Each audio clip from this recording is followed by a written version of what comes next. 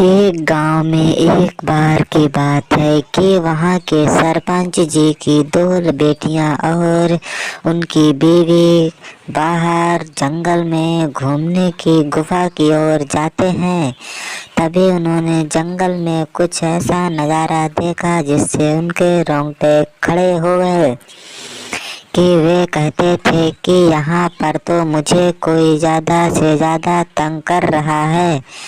तो वह कभी गिरने भी लगते थे और उठने भी लगते थे। इतना कहने पर वे कहते थे यहाँ पर कोई ना कोई चीज का साया जरूर है। यह सोचने पर उन्होंने कहा यहाँ पर लगता है भूत प्रेत रहते हैं। तो उन्होंने कहा चलो हमें यहाँ से निकलना चाहिए। इतना कहते ही वे वहाँ से बोले चलो हम यहाँ से निकलते हैं। और तभी उन्होंने देखा कि एक चुड़ैल अपनी बहन से बातें कर रही थी कि जाओ मुझे कहीं से भी शिकार ढूंढ कर लाओ। तो वह कहती है ठीक है मैं अभी जाती हूँ और कहीं से ना शिकार ढूंढ कर लाती हूँ। तो वह चली जाती है और इतना कहने पर वह जाती है और कहती है क्या तुम शिकार लेकर आई हो। और वह ढूंढते हुए भी जाती है लेकिन उसे कोई शिकार ही नहीं मिलता। और आखिर में वह दूर तक गई और उसने फिर एक आदमी को सोते हुए देखा। उसने कहा यही हमारा शिकार है अब। तो वह देखकर भौचंक हो गई कि ये मेरा शिकार नहीं हो सकता क्योंकि ये तो बड़े मुखिया हैं। यह सोचकर वह तो गायब हो गई और वह अपनी बहन के पास आई और कहा एक शिकार है पर वो मुखिया जी हैं, वहाँ पर वो सो रहे हैं, उनको ही उठा लेते हैं। इतना कहने पर वह कहती है मुझे किसी से भी मतलब नहीं, मुझे मेरा शिकार चाहिए। यह सोचते ही उसने कहा ठीक है मैं आपको आपका शिकार दूंगी। तो वह दोनों वहाँ से चली जाती हैं और जाते ही जाते रास्ते में उन्होंने मुखिया जी के पास पहुंचने का प्रबंध बनाया और वे रास्ते में जाने लगती हैं और मुखिया जी के पास पहुंच गईं। तभी उन्होंने कहा मुखिया जी को उठा लो और वे कहती हैं चलो ठीक है मुखिया जी को ही हम उठा लेते हैं। इतना कहने पर मुखिया जी को वहां से उठा लिया और उन्हें ले जाने लगी। मुखिया जी क्या कर पाते, उनके आगे तो कोई चारा भी नहीं था क्योंकि वो तो सोए हुए थे। यह सोचकर वह तो उन्हें लेकर चली गई। तभी गांव के और सभी लोगों को ये बात पता चली तो वे सभी लोग बाबा जी के पास पहुँचे और बाबा जी से कहा बाबा जी हमारे मुखिया जी को बचाओ वरना उन्हें कोई तो ले जाएगा।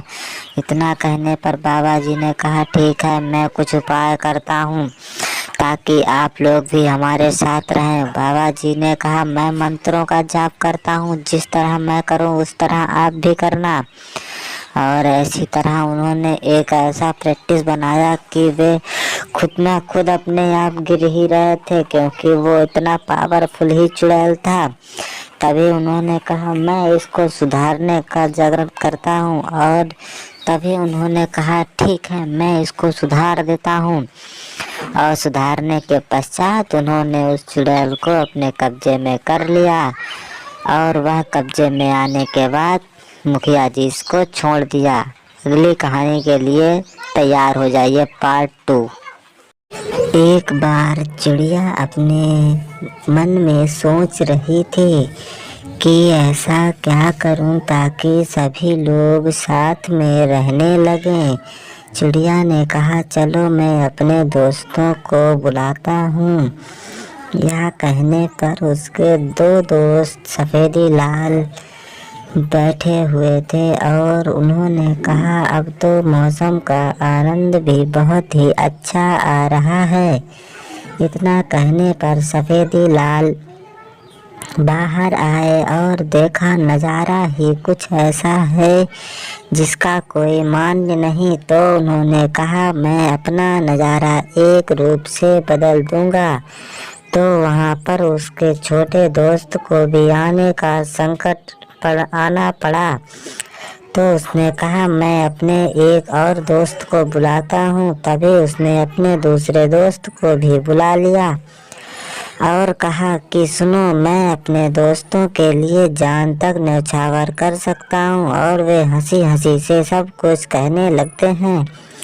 तभी उन्होंने अपने तीनों दोस्त इकट्ठे हो गए और उन्होंने कहा अब तो मुझे कोई दिक्कत ही नहीं है, क्योंकि ऐसा करने पर वे अपने सोच ही रहे थे कि अब मुझे कोई ना कोई दिक्कत आने वाली है। तभी किसान के भाई ने अपने खेत में जोतना चालू कर दिया और वह अपने खेत में जोत ही रहा था। तभी क्या हुआ कि वहाँ पर एक ऐसा तूफान आने की संभावना दिखाई पड़ी। सब बादल से काले काले होने लगे। तो वह किसान भाई अपने घर की ओर चल पड़ा और बोला कि अब तो मुझे जाना ही होगा और चिड़ियों के बच्चों को अब कौन बचाएगा। इतना कहने पर वह तो चला गया, लेकिन आगे जो हुआ तो क्या देखते हैं, क्योंकि किसान का खेत भी नहीं जुत पाया और वह मन ही मन में पता नहीं क्या क्या बक रहा था। तभी सभी लोगों ने मिलकर बताया कि ये तो हमें संभावित कर देने वाली ही बात है, क्योंकि इससे हमें कोई ऐसा दाम दुसाहस बनेगा जो कोई भी हमारे कार्य को करने में पूर्णता देता है, वो है किसान। और किसान भाइयों के लिए आप लोगों को भी हमारी तरफ से अच्छे तरीकों से नमस्कार और आप लोग सपोर्ट कर दीजिए।